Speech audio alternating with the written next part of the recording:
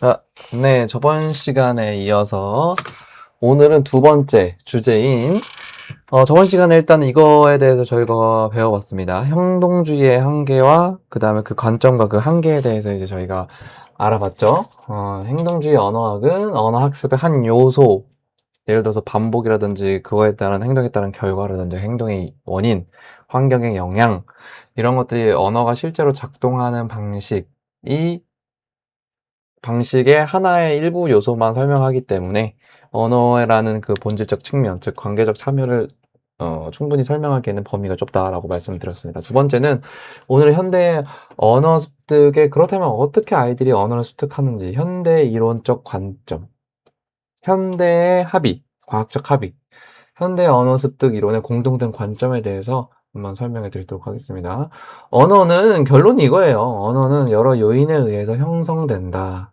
여기서 말하는 여러 요인은 뭐냐면 일단은 오늘날 들어서 아이들이 언어를 배우는 과정을 한 가지 단일 경로로만 혹은 원인으로만 설명하지는 않거든요.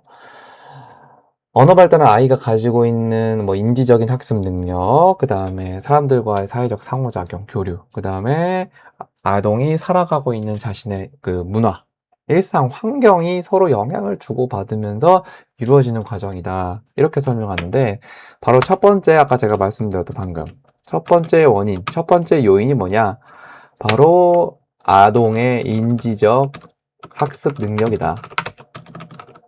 아이가 가지고 있는 세상을 탐색하고 그 탐색한 정보를 스스로 조직화, 뇌 속에서 조직화하고 체계화하고 분류하는 그런 인지적 학습 능력이 필요하고요. 두 번째는 바로 사람들과의 사회적 상호작용 능력이죠. 사회적 상호작용 능력도 되고요. 그 다음에 능력 플러스 경험이죠. 사회적 상호작용을 하는 수많은 경험들, 그 다음에 내가 사회적 상호작용을 얼마만큼 할 수 있는지에 대한 그런 기술적 능력들이 영향을 준다. 언어가 발달하는 데 있어서 이 세 가지 요인에 의해서 형성이 된다는 게 현대의 언어 발달 이론의 최종 결론이라고 보면 되겠습니다. 세 번째는 이제 상호작용까지 했으니까, 세 번째 마지막으로 일상 환경이에요. 일상 환경. 이게 두 번째 거랑 조금 비슷하죠? 일상 환경, 이 경험이랑 여기서 나오는 일상 환경. 이게 무슨 얘기냐면 문화예요, 문화. 그 사람이, 그 아동이 처해 있는 가족 환경. 그 다음에 그 아이가 처해 있는 문화. 우리나라의 문화, 우리나라 고유의 문화. 그 다음에 그 아이를 둘러싸고 있는 환경들, 가정 환경이라든지 유치원이라든지 어린이집이라든지 등등등 이러한 일상 환경, 그 다음에 사회적 상호작용, 그 아이가 배울 수 있는 인지적 학습 능력 이 세 가지가 복합적으로 작용해서 언어가 습득된다라는 거예요. 이게 무슨 얘기냐면 쉽게 말하면 아이는 누군가의 단어나 문장을 단순하게 가르쳐 주기 때문에 언어가 늦는 게 아니라는 뜻이에요. 이게 무슨 얘기냐면, 결국 이 말은 누군가가 단어나 문장을 단순하게 가르쳐서 언어가 발달하는 것이 아니라는 거예요. 네. 이렇게 배우는 게 아니라는 거죠. 그럼 어떻게 배우는 것이냐? 제가 방금 말씀드렸듯이 이러한 세 가지 요인들이 복합적으로 작용해서 배우는 건데, 예를 들어서 가족과 함께 같이 생활하죠. 아이는 가족과 함께 같이 생활하고 놀이하고 가족과 함께 생활하고 그 다음에 다양한 사람들과 놀이 경험을 하고 원하는 것을 또 뭐예요? 표현하죠. 원하는 것을 표현하고 내가 이러한 행동을 했을 때 상대방이 어떻게 반응을 하는지에 따라서 그런 상대방의 반응까지도 학습하고 이러한 다양한 거를 경험하는 과정에서 언어를 배운다는 뜻이죠. 이런 환경들, 내가 하는 인지적인 놀이, 나의 인지 능력을 바탕으로 아이들이 놀이를 하기 시작하거든요. 그 다음에 원하는 것을 표현하고 상대방의 반응을 계속해서 파악하는 거예요. 그러한 과정에서 언어를 배운다는 거예요. 단순하게 누군가 이건 이거다, A는 A예요, B는 B예요. 이렇게 문장이나 단어를 단순하게 가르쳐서 언어가 발달하는 것이 아니다. 이런 환경적인 거, 내가 가지고 있는 인지적인 능력, 그 다음에 내가 뭔가 원하는 것이 있을 때 표현하는 거, 내가 스스로 조작해보는 것을 통해서 언어라는 게 자연스럽게 형성이 된다는 거예요. 단순한 입력이 아니라는 거죠. 예를 들어서 아이가 장난감을 잡으려고 손을 뻗었다라고 예를 들어볼까요? 장난감? 예를 들어서 장난감을 얻고 싶어서 손을 뻗었다. 이런 상황이 있다고 가정을 했을 때 보호자가 이제 장난감 갖고 싶구나 라고 이제 표현을 해주겠죠? 보호자가, 엄마라고 할게요. 예를 들어서, 땡땡이가 장난감을 갖고 싶어서 손을, 뻗었구나. 이렇게 하는 사람도 있고, 아니면 뭐 이렇게 할 수 있죠. 장난감을 갖고 싶구나. 장난감. 이렇게 얘기해도 되겠죠. 장난감? 이렇게 얘기해도 되죠. 빠방? 그게 장난감이 자동차라고 하면 빠방? 이렇게 얘기해도 되겠죠? 어쨌든 이러한 다양한 표현들을 들려줬을 때 이 아이의 행동 있죠? 장난감을 얻고 싶어서 손을 뻗은 이 행동과 부모가 들려준 이 표현, 장난감이라는 이 표현 사이에 연결이 돼요.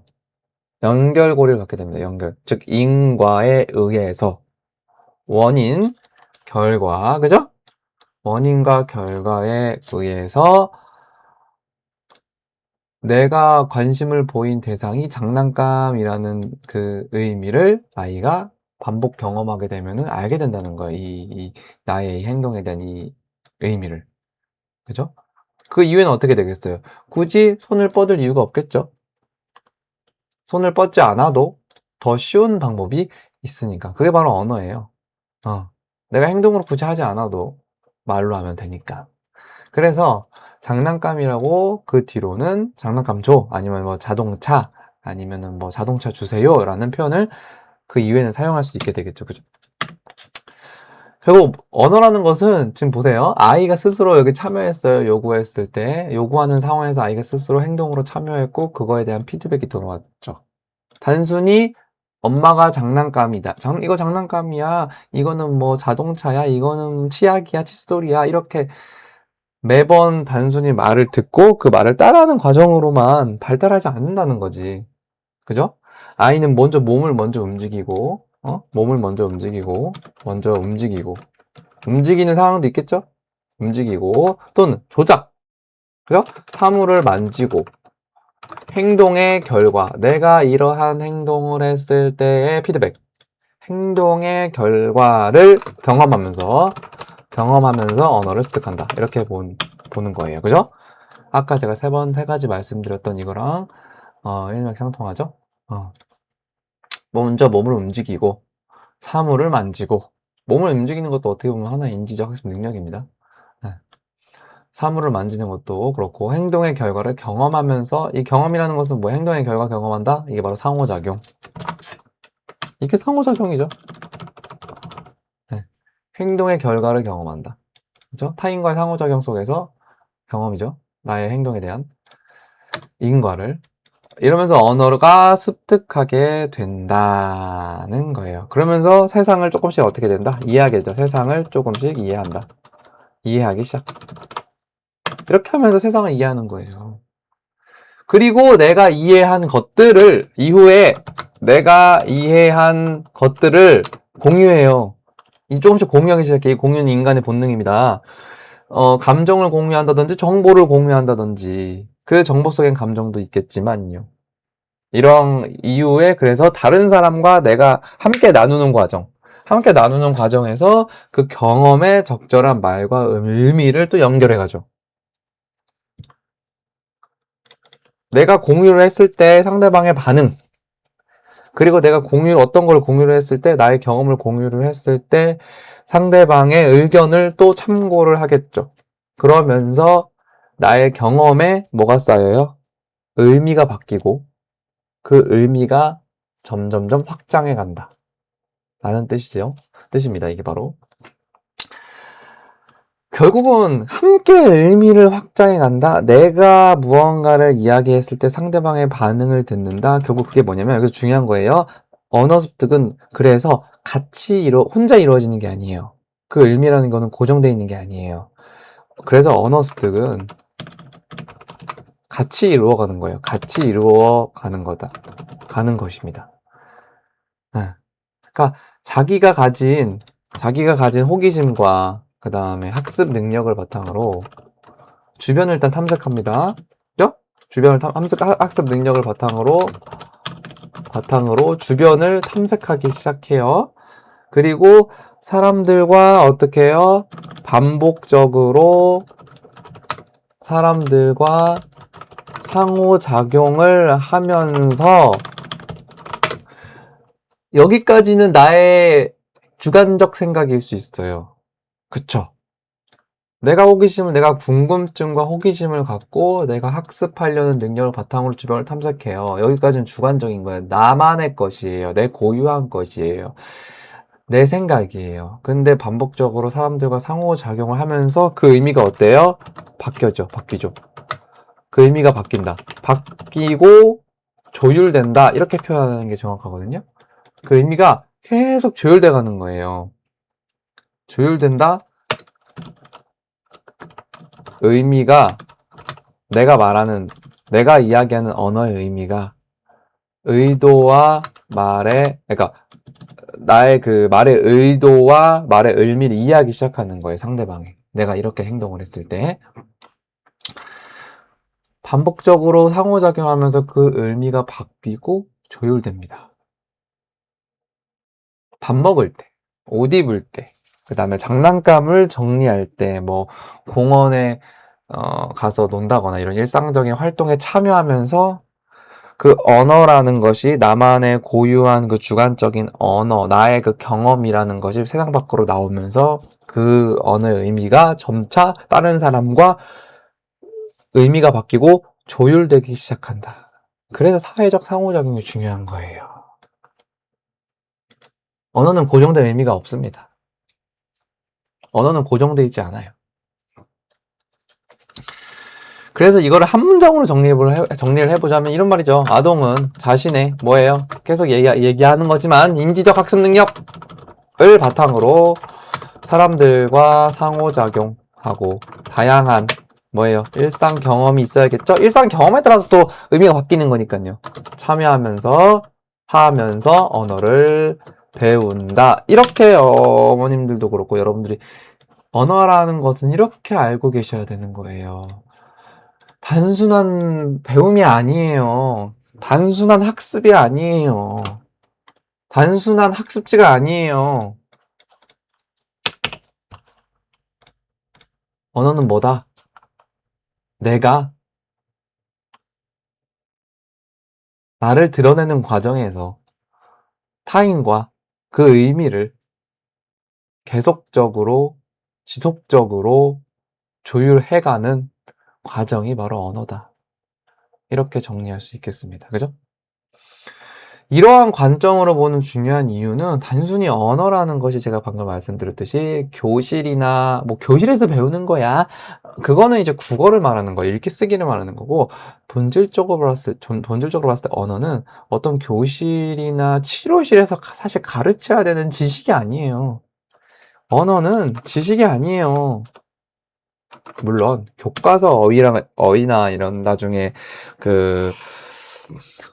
국어 시간에 국어 학습을 하기 위해 필요한 그런 어휘들 같은 것들은 우리가 학습을 통해서 당연히 공부를 해야 되는 게 맞아요. 그것 제가 나중에 말씀드릴게요. 그거에 대해서는. 근데 제가 말씀드리는 초기 언어. 우리가 본능적으로 사용하는 우리가 초기 언어. 인간이 어떻게 언어를 습득하고 발달해 가는지를 그 관점에서 먼저 보자면 그러한 언어는 교실이나 치료실에서 가르쳐야 되는 지식으로만 보지 않는다는 거예요. 그 이전에, 어? 그리고 언어는 문법 규칙을 뭔가 안다거나, 물론 문법 규칙을 알아야 되지만 알아가는 것과 알려주는 거는 다른 거죠.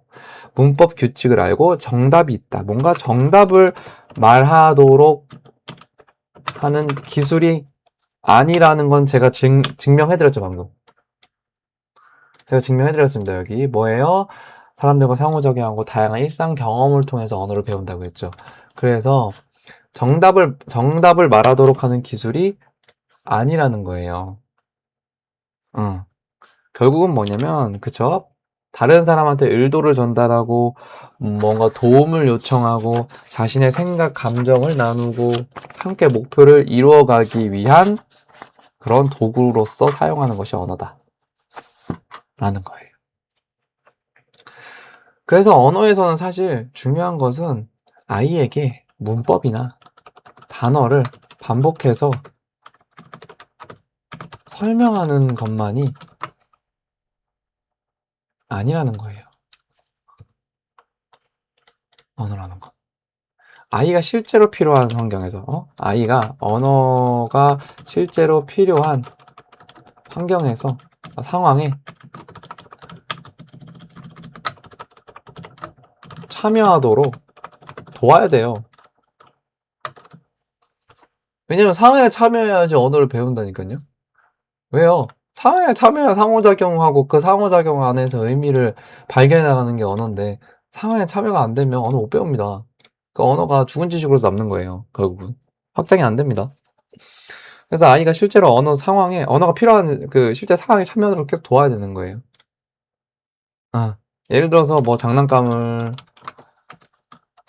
요청한다든지, 친구들과 역할을 나눈다든지, 그 다음에 뭐 놀이 방법을 다양하게 시도해 본다든지 등등등. 그 다음에 뭐 문제가 생겼을 때 어떻게 해결한다든지, 그쵸? 그 다음에 상황에 맞는 표현을 이렇게 하면서 상황에 맞는 표현을 내가 선택하고 조절해 나갈 수 있다는 겁니다. 그리고 상대방이 이해하지 못했을 때 어떻게 문제를 해결해 나간다든지 이런 것들. 상대방이 이해하지 못하면 내가 조금 더 설득을 한다거나 이해시키려고 노력을 하겠죠. 그런 것들. 이런 게 다 언어라는 거예요. 단순히 언어가 말 배우는 게 아닙니다, 여러분. 결국 언어는 뭐예요? 머릿속에 있는 게 지식으로 저장되는 게 아니에요. 지식으로 저장돼서 그 과정을 전달하는 게 아니야. 아이가 함께 생활하고, 행동하고, 의미를 주고받으면서 배우는 거라고요. 알겠죠? 한 줄 요약할게요. 언어는 설명을 듣는 것만으로 배우는 지식이 아니다. 뭐다? 사람들과 함께 의미 있는 활동에 참여하면서 익혀가는 능력에 가깝다. 이렇게 정리할 수가 있겠죠. 그러니까 설명을 듣는 것만으로 배우는 지식이 아니라 사람들과 의미 있는 활동에 참여하려면 내가 능동적으로 능동적으로 참여해야 된다는 거예요. 그렇게 하면서 언어가 습득된다. 이렇게 이해하시면 되겠습니다.